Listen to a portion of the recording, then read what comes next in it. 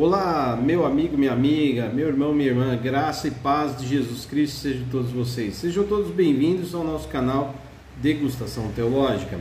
Aqui nesse canal nós partilhamos de estudos bíblicos, temas do cotidiano que envolvem a cosmovisão cristã com abordagens bíblicas e teológicas, e também compartilhamos de alguns eventos que acontecem na Igreja Batista Fraternidade, na qual tenho a graça e a honra de pastorear, e assim como sermões, pregações, né? Algumas que mensagens que eu levo à igreja, e de outros irmãos também que compartilham a palavra. Às vezes a gente coloca aqui no canal para divulgar e para edificar vidas. Como é o caso de hoje, vou compartilhar com vocês um sermão. Esse sermão aí falando sobre generosidade, partilha e solidariedade. E acredite, tem pessoas que vivem esse pecado, é um pecado, e não percebem como a Bíblia Sagrada, Antigo e Novo Testamento, ela chama, né? Deus, através da sua palavra, ele proclama e convoca, né, pessoas que são seguidores da fé, que vivem com Deus, a participarem e a viverem, né, a generosidade, a solidariedade, a partilha, que revela o grande amor ao próximo, tá bom? Portanto, eu tenho certeza que essa mensagem vai fazer você pensar e vai edificar a sua vida. É um sermão pregado agora, no mês de novembro, né, lá na nossa Igreja Batista Fraternidade. Fica até o fim, tá? Assista até o final, tenho certeza que vai ser bênção para você. Peço que você se inscreva no canal, que você curta o nosso vídeo e compartilhe com alguém. Ao final do vídeo, vou deixar o endereço da igreja, um convite muito especial para você e também, claro, dicas de onde estudar teologia. Deus abençoe. Vamos meditar na palavra do Senhor. Eu vou pedir para o pessoal da mídia colocar aqui na tela, por gentileza.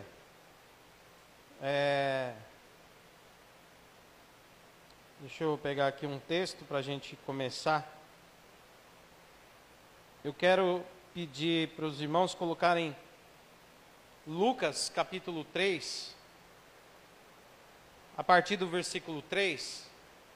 Lucas, Evangelho de Lucas, capítulo 3, a partir do versículo 3. Eu vou tentar ser bem direto no que eu vou falar.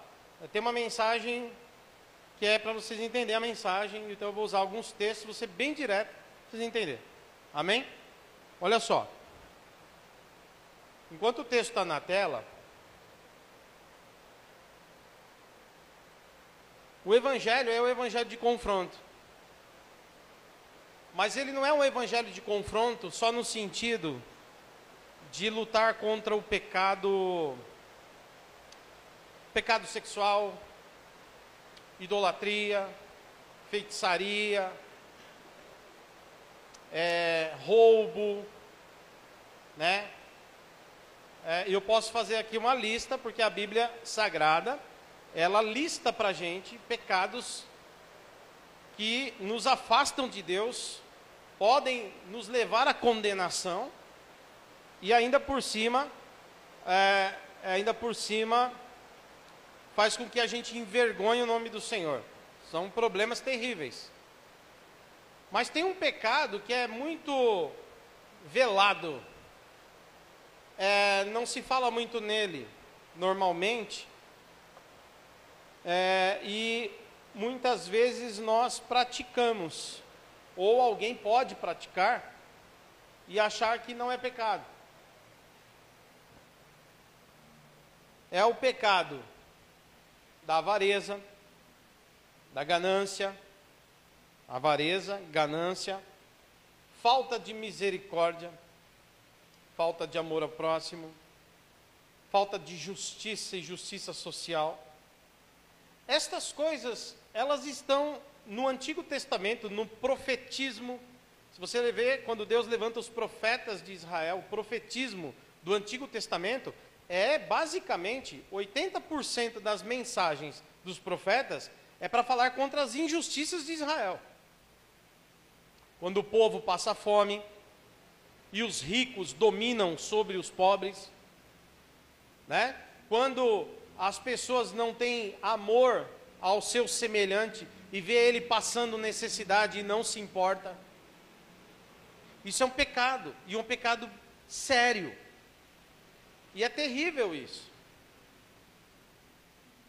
E a generosidade que a Bíblia ensina como o antídoto contra esse pecado é o desapego, e a generosidade não tem a ver necessariamente com quanto você possui, mas tem a ver com que tipo de coração você tem.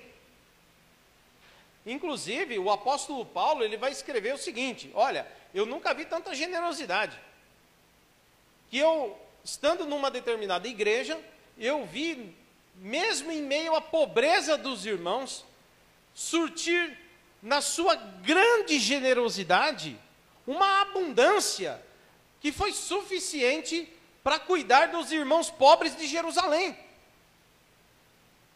Quando Jerusalém começou a sofrer grande perseguição, os irmãos lá ficaram numa situação difícil.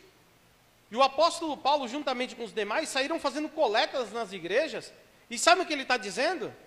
Ele está dizendo que numa determinada igreja, mesmo eles sendo irmãos pobres, foi um dos lugares que eles mais arrecadaram ajuda. Inacreditável! Então, generosidade, irmãos, não tem a ver com o quanto eu tenho, mas o quanto o meu coração tem de amor. E é interessante porque não só o profetismo do Antigo Testamento, ele denuncia o pecado da falta de preocupação com o semelhante que precisa, né, quanto à negação dessa realidade, mas o Novo Testamento inteirinho fala disso.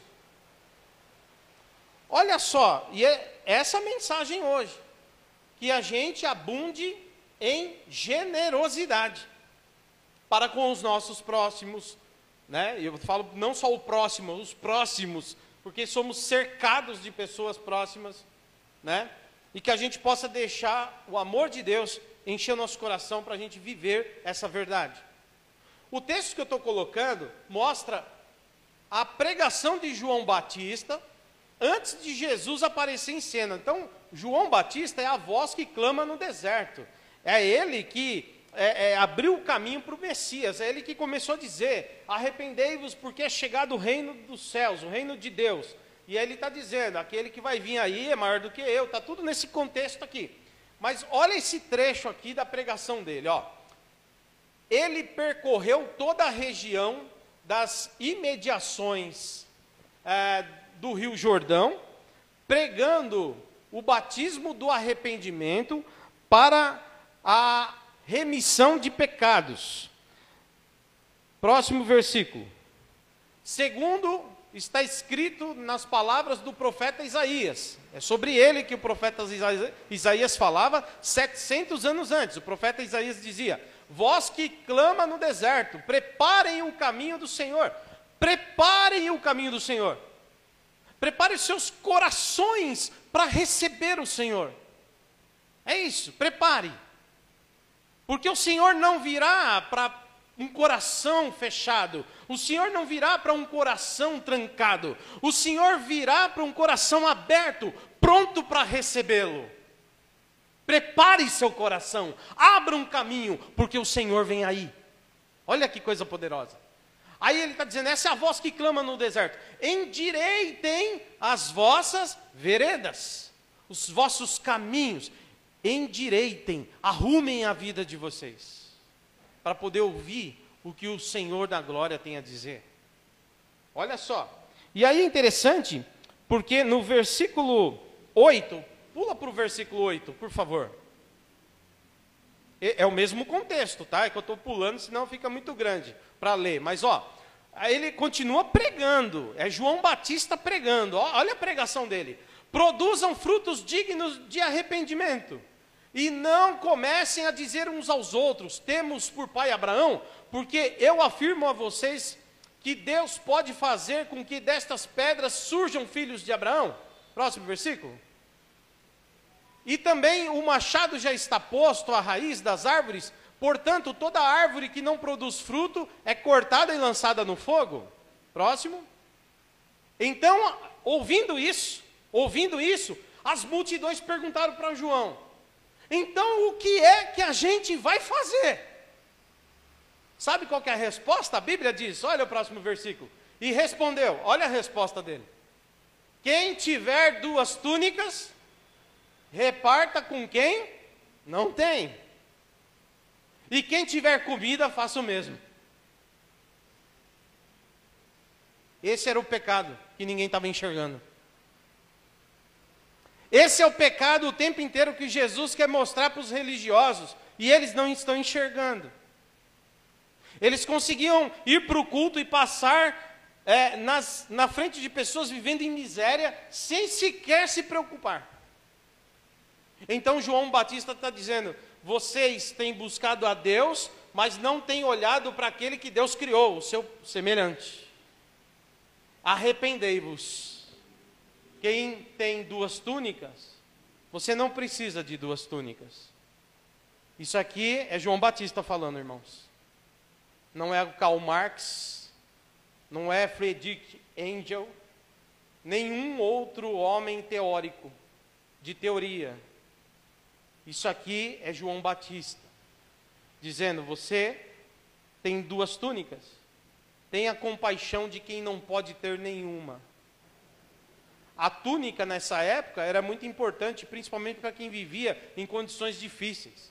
A túnica protegia a pessoa do frio à noite, do calor intenso na caminhada, e não era fácil ter uma túnica. Era negócio complicado, caro para muita gente. Então ele diz: ajude quem precisa, e quem tem comida, faça o mesmo. Por isso, meus irmãos, que eu e você nunca percamos de vista a mensagem do Evangelho, que é ter misericórdia. Porque a pregação de João Batista começa já com isso. Arrependei-vos.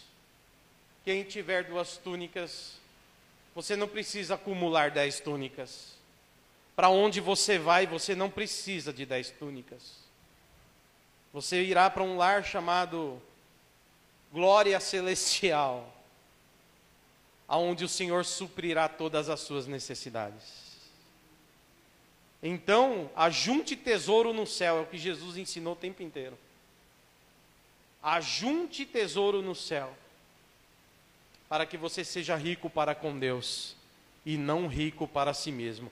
Isso são palavras do apóstolo Paulo em uma de suas epístolas. Quando ele escreve para Timóteo, é exatamente isso que ele está aconselhando. Diga aos ricos da igreja que não sejam ricos para com o mundo, mas sejam ricos para com Deus, ajudando os mais necessitados em suas necessidades. E aí é interessante porque então o ministério começa assim, a pregação de João Batista. Mas olha só, a gente vai ver, por exemplo, que Jesus começa o seu ministério e ele vai bater de frente com os religiosos que não enxergavam essa necessidade. E o texto vocês conhecem bem, eu só vou ler, porque eu acho que é importante a gente ler, pregar lendo a Bíblia é importante. Primeiro ele vai dizer o seguinte, para os discípulos: os fariseus, que eram os religiosos, se acham justos, mas se vocês não forem melhor que eles, de modo nenhum vocês vão entrar no céu. Se você não for melhor que o espírita que faz obra social, está ruim para você. E eu não estou falando aqui que a gente é salvo por obras, por favor, não é isso que eu estou falando. Eu estou falando que quem entendeu o reino de Deus não consegue viver preso nesse mundo. Está entendendo? O fato de eu não conseguir fazer a obra que Deus quer que eu faça, pode significar que eu não me entreguei a Ele totalmente. Entende? E o Senhor quer uma entrega a Ele totalmente. Quem me salva é Ele. mas eu preciso aprender a me entregar a Ele completamente. Jesus não vai salvar a minha metade, Ele vai me salvar inteiro.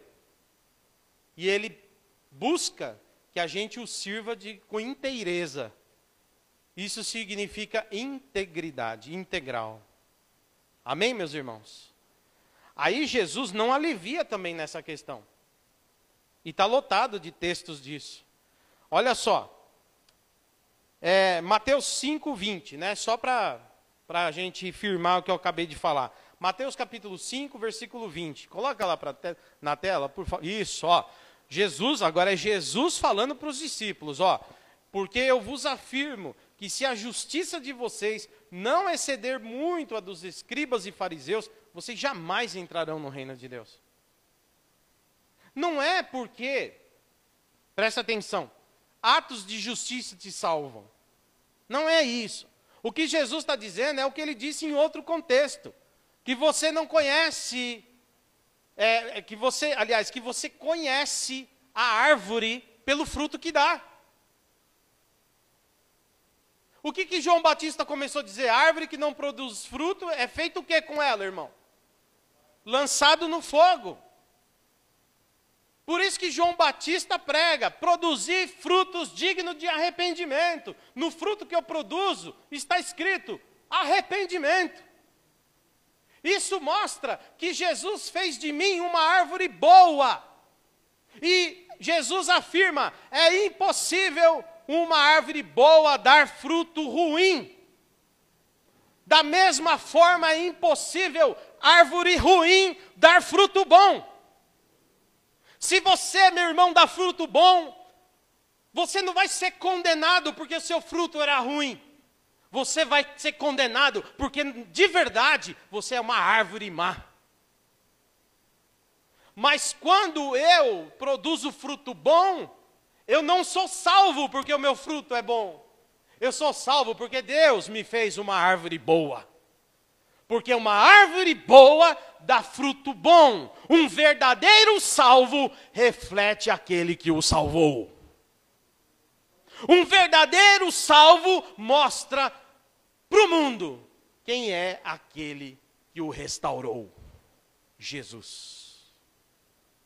Isso aqui é evangelho, e é o evangelho que confronta. Está entendendo? Como eu disse, o evangelho que me salva é também o evangelho que me transforma. Amém, meus irmãos? Agora, olha o que Jesus faz. Jesus não dá mole. Ele mostra uma parábola, né? Lucas, coloca na tela, por favor. Lucas capítulo 10, a partir do versículo 25. Olha só. Eis que um certo homem, intérprete da lei, lembrando que essa religião é a religião de Jesus. Jesus foi cristão? Não, porque os cristãos surgem a partir de Jesus. Então, quem Jesus era? Jesus era judeu. Qual era a religião que Jesus praticava? O judaísmo. Mas não o judaísmo com os elementos de ideias humanas. Jesus seguia verdadeiramente a lei de Deus, que foi corrompida pelos fariseus. Os fariseus corromperam com a sua interpretação particular, corromperam a palavra de Deus. E Jesus veio para cumprir a lei.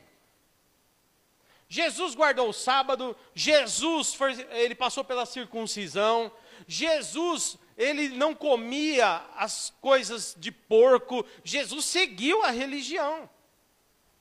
Só que ele mostrou para além da religião, que a partir dele, Deus estava abrindo um novo caminho. Amém, meus irmãos? Jesus é o cumprimento profético do Antigo Testamento, porque toda a lei falava dele. Ele disse, se vocês crescem no que Moisés escreveu, vocês também creriam em mim, porque foi sobre mim que Moisés falou. João capítulo 5, está lá o contexto. Amém, meus irmãos? Tem mais um trechinho em João 8 também. Agora, meus irmãos, Jesus, ele começa a dizer o seguinte: um certo homem, intérprete da lei, ou seja, era um religioso, tinha familiaridade com a Bíblia, era um teólogo, vamos colocar assim, um teólogo. Ele se levantou com o objetivo de pôr Jesus à prova. E lhe perguntou: mestre, o que farei para herdar a vida eterna? A pergunta dele, irmãos, é para herdar o quê? A vida eterna. Ele estava falando de vida eterna. Ele está falando de o que eu farei para morar com o Pai Celestial. Aí, próximo versículo. Jesus disse, ó, o que está escrito na lei? Como você entende? Próximo. E ele respondeu: ame o Senhor seu Deus de todo o seu coração, de toda a sua alma, com todas as suas forças, com todo o seu entendimento. Ame o seu próximo como a si mesmo. Próximo. Então Jesus lhe disse, você respondeu corretamente, vá, faça isso e viverá. Próximo. Mas ele, querendo justificar-se, perguntou a Jesus: e quem é meu próximo? E Jesus prosseguiu dizendo, olha, agora é isso, olha que legal, Jesus usa o religioso. Ele podia usar o macumbeiro, que na época não tinha no contexto esse nome. Tinha o feiticeiro. Ele podia usar o feiticeiro. Ele podia usar o budista. Ele podia usar, sei lá, a religião que você quiser. O hinduísta. Mas naquela época nem todas as religiões estavam em vigor ainda, algumas dessas. Algumas sim, outras não, né? Tinha várias religiões no tempo de Jesus. Mas é interessante que Jesus usa a própria religião. Jesus usa a própria religião, irmãos, para dar exemplo. E se fosse hoje, eu poderia dizer, ele usaria o cristianismo como exemplo. Ele pegaria assim, imagina que tem um pastor indo para a IBF. Imagina que tem um pastor indo para o culto.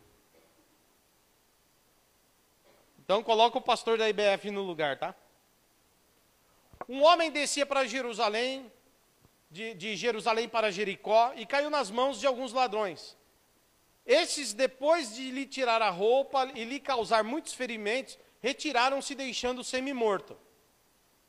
Por casualidade, um sacerdote, que é o pastor, estava descendo por aquele mesmo caminho, aqui em Laranjeiras, aqui perto. E vendo aquele homem, passou de largo. O que significa?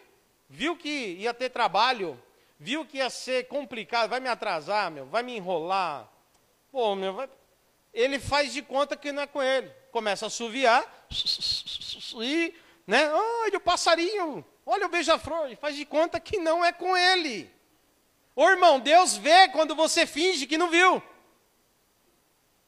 Ele não quer responsabilidade, ele só quer fazer culto. O negócio dele é pregar, o negócio dele é tocar, é cantar. Ele não quer abaixar e socorrer o necessitado. É um miserável que está longe do reino de Deus, mas ainda não percebeu. Porque pouco se fala nesse pecado. Mas Jesus fala o tempo inteiro. O tempo inteiro Jesus fala.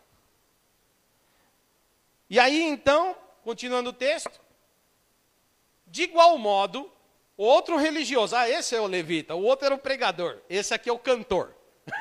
De igual modo, o levita descia, e nós já falamos que levita não é só o que canta, levita é o que trabalha na guarda do templo, levita é o que monta e desmonta o tabernáculo, levita é o que faz diaconia, todos são levitas. Se hoje nós colocássemos como levitas, levita seria o diácono, seria o músico, seria cada um na sua função, seria o que canta, seria o também que faz manutenção na igreja, todos seriam levitas. E o sacerdote o que faz culto e ensina a lei, porque a função do sacerdote é oferecer sacrifícios e ensinar a lei. Ok? Essa era a função do sacerdote. E aí, o levita também, que ele tem o sacerdote como pastor dele, né?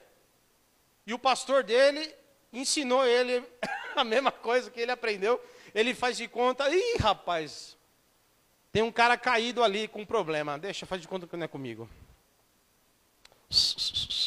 Olha, o passarinho verde, o discurso é idêntico. E vai embora, faz de conta que não é com ele. Próximo. Aí certo samaritano, e aqui Jesus está falando na visão do judeu, entenda. Na visão do judeu, o samaritano é ruim. É tão ruim que o judeu fazia uma oração, e isso é verdade. O judeu fazia uma oração todos os dias. Graças te dou, ó Pai, por não me fazer um samaritano, por eu não ter nascido samaritano. Ele achava o samaritano totalmente impuro. Quando ele via um samaritano, ele virava a cara e cuspia no chão. É por isso que a mulher, quando Jesus, no Evangelho de João, quando Jesus vai até a mulher e pede água para ela, além de ser mulher, né, Jesus pedindo água para ela se admira, porque ela diz o seguinte: como pode você, sendo judeu, teve coragem de pedir água para uma samaritana, porque ela era samaritana. Então, quem é que não presta nos teus olhos? Deve ter alguém aí, não precisa falar. Na nossa cabeça tem alguém que não presta. O vizinho que acende vela sexta-feira, que bate o tambor. E antes que alguém venha falar que eu estou falando mal da religião dos outros, pera lá, eu estou falando que ele curte um samba, rapaz. Sexta-feira ele vai no bailão e bate o tambor do samba. Ah, religião, eu não estou ofendendo ninguém, não. Eu poderia usar esse como exemplo, e Jesus acho que pega esse exemplo. Ó, pega um cara aí que não presta aos seus olhos, uma pessoa que está totalmente longe de Deus aos seus olhos, na sua concepção, que lá para eles era o samaritano. Era o samaritano. Aí, seguia o seu caminho, passou perto do homem e vendo, o que ele fez? Compadeceu-se dele. Próximo. E aproximando-se, fez curativos nos ferimentos dele, aplicando-lhe óleo, vinho, depois colocou aquele homem sobre o seu próprio animal. Olha o trabalho que esse homem teve. Por alguém que ele nem conhecia. Colocou o seu próprio animal, levou para uma hospedaria e tratou dele. No dia seguinte, separou 2 denários. Denários era o dinheiro que pagava um dia de trabalho braçal. Separou 2 denários, entregou ao hospedeiro, dizendo: cuide deste homem, e se você gastar algo mais, eu farei o reembolso quando eu voltar. Próximo. Então Jesus perguntou, agora Jesus sai da parábola e volta para a realidade. E aí, Jesus fala: qual desses 3 lhe parece ter sido o próximo do homem que caiu nas mãos dos ladrões? E o intérprete da lei respondeu: o que usou de misericórdia para com ele. Então Jesus lhe disse: vá e faça o mesmo. Vai lá e seja melhor que o macumbeiro, seja melhor que o feiticeiro, seja melhor que o socialista, seja melhor que Karl Marx, seja melhor com o nome que você quiser. Vá lá e faça melhor, porque se a sua justiça não exceder a dos fariseus e todo o resto, você de modo nenhum agradará a Deus. Meu, isso aqui é Jesus, cara. Será que algum de nós ia ali bater boca com Jesus sobre isso hoje? Eu posso até discutir com Paulo algumas coisas, mas quando Jesus fala, está na ordem do absoluto. A gente abaixa a cabeça e obedece, porque Ele é o Senhor dos senhores. Esse é o próximo versículo? Acho que acabou aí, né? Acabou, aí Jesus já vai fazer outra coisa. Eu vou indo para o final já. Mas eu poderia ler aqui a noite inteira falando disso, com 200 textos do Novo Testamento. Mas eu vou ler mais um aqui, só para complementar.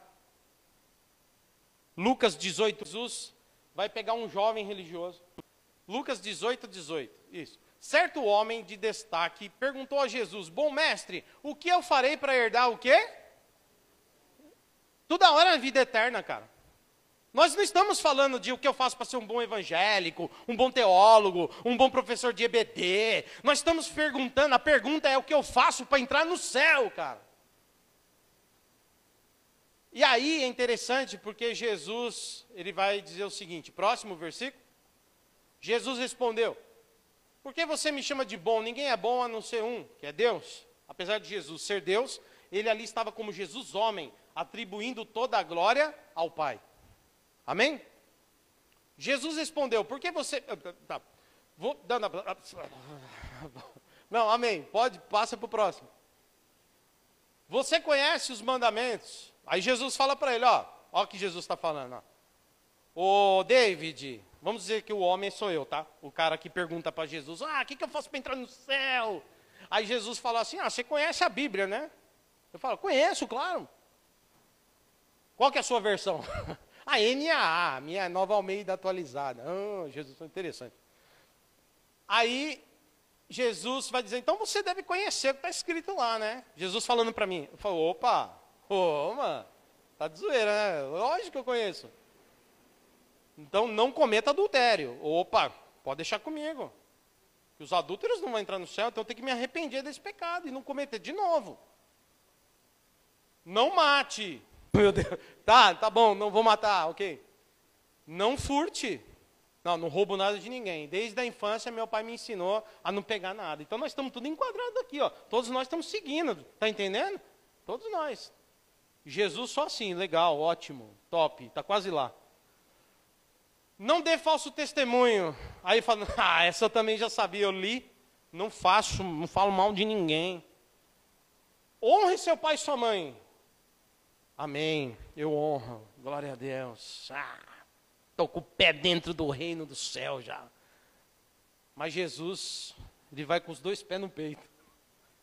Próximo. Então o homem disse, tudo isso eu já tenho observado, Senhor. Tudo isso eu faço. Eu tenho observado, de tempo. Desde quando eu era do tamanho do João Pedro, meu amigo. Aí Jesus fala, então tá bom. Próximo, olha o que Jesus faz com o coitado. Ouvindo isso, Jesus lhe disse, então te falta uma coisa, cara. Não era o suficiente, falta um negócio para você. Venda tudo o que você tem. Porque o cara era rico, mano. Venda tudo o que você tem, se desprenda. Dê o dinheiro a quem? Aos pobres, porque Jesus se preocupa com o necessitado. Está entendendo a pregação? Quem tem 2 túnicas, dê uma. Quem tem alimento, reparta. Ajude alguém necessitado. Que dá o dinheiro aos pobres, e então você terá um tesouro nos céus. Depois aí você me segue. E a gente já sabe o próximo versículo, né? Qual que é o próximo versículo? Mas ouvindo essas coisas, ficou muito triste, porque ele era riquíssimo. Bom, falta generosidade em muita gente. Às vezes a gente fala do rico. O rico pode fazer, é verdade. Mas às vezes a gente também pode dar um prato de comida. A gente não pode dar talvez pagar, por exemplo, uma internação. Mas a gente pode dar blusa para alguém que está passando frio na rua, a gente pode ajudar alguém. Estas coisas têm que estar no nosso coração, na nossa prática de fé. Porque é assim que Jesus ensinou. Quando Jesus vier, preste atenção, ele vai enxugar dos olhos todas as lágrimas. Não haverá mais tristeza, nem morte, nem choro, nem dor, nem necessidade alguma, porque o Senhor suprirá todas as necessidades. Mas sabe o que ele diz? Que o reino de Deus já veio, ele já está em nós. Quando eu faço estas coisas, eu já estou mostrando para os outros que apesar de Jesus ainda não ter se manifestado em sua glória na sua segunda vinda, ele já colocou um trono no meu coração. Então eu já vivo o reino de Deus, apesar de Jesus não ter voltado ainda. Amém? E para finalizar, o Tiago 1:27. Coloca para a gente Tiago 1:27. Tiago capítulo 1, versículo 27. Novo Testamento, final da Bíblia. Antes de Apocalipse, depois de Gênesis. A religião pura, porque aqui ele está falando com os fariseus. Vocês acham que vocês são puros? A gente guarda o sábado, a gente não come carne de porco, a gente faz 200 orações por dia, a gente lava a mão, a gente... E você acha que isso é pureza? Aí o Tiago está ensinando os cristãos a serem melhor que os fariseus. A religião pura e sem mácula para com o nosso Deus e Pai é esta: visitar os órfãos e as viúvas nas suas aflições, nas suas lutas, e guardar-se incontaminado do mundo, sem corrupção do mundo. E agora o apóstolo Paulo, Efésios capítulo 4, por favor, Efésios 4, 28. Por gentileza. O apóstolo Paulo, e eu fecho com esse texto. Dava para ler mais uns 50 no Novo Testamento. Mas eu fecho com esse aqui. Eu citei João Batista, eu citei Jesus, eu citei Tiago e agora eu estou citando Paulo. Todos eles falam a mesma coisa. Paulo está falando, quem quer entrar no céu tem que deixar o pecado. Quem quer se aproximar de Deus tem que se arrepender. Aquele que roubava, não roube mais. Pelo contrário, trabalhe fazendo com as próprias mãos o que é bom, para que tenha o que repartir com. Então não adianta parar de roubar somente. Você quer ser completo? Antes eu roubava, agora sou crente e não roubo mais. Tá, mas não é o suficiente. Não apenas não roube mais, mas trabalhando, tenha para dar com aquele que precisa. Está entendendo? É um pouco além. A lei diz, ande 1 milha com um soldado romano. Jesus disse, vai além. Ande 2. Ande 2 milhas. Eu quero orar com você sobre essa palavra. E que eu e você, num mundo tão frio como hoje, é sério. Eu não estou falando de frio porque está chovendo. Eu estou falando no frio no sentido de sentimentos. A maldade cresceu tanto, a malandragem, que hoje a gente já tem até dúvida de fazer o bem, porque às vezes tem tanto golpista, tanta gente enganando, que às vezes a gente endurece o coração, sabia? A gente endurece. Mas que Deus tenha misericórdia de nós, que a gente possa ser generoso. Ajude alguém. Estenda a tua mão. Você é filho de Deus. Filha de Deus.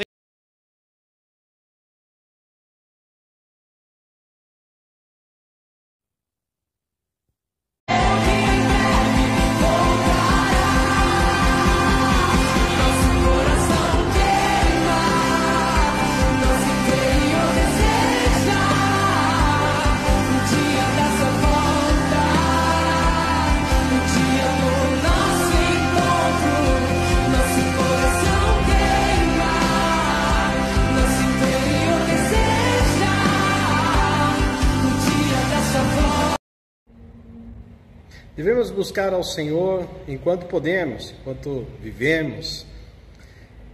Por isso existe a igreja. É um lugar onde pessoas se unem para juntos buscarem ao Senhor em oração, em comunhão, em adoração, num culto coletivo, onde também meditamos e aprendemos a palavra dele, a palavra de Deus. Convido você a estar conosco na Igreja Batista Fraternidade, aqui na Avenida Pauliceia, número 1200, sobre loja, Caieiras. Cultos aos domingos, às 9h30 da manhã e às quintas-feiras, à noite, às 8 horas. Venha participar conosco.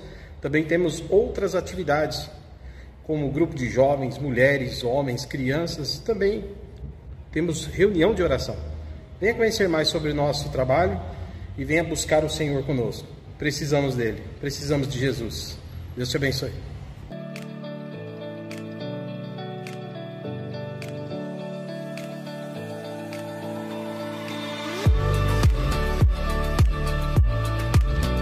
E ela é a maior em conteúdo missiológico do Brasil. É neste lugar onde nós avançamos nas pesquisas e nas reflexões sobre aquilo que nós aprendemos em sala de aula.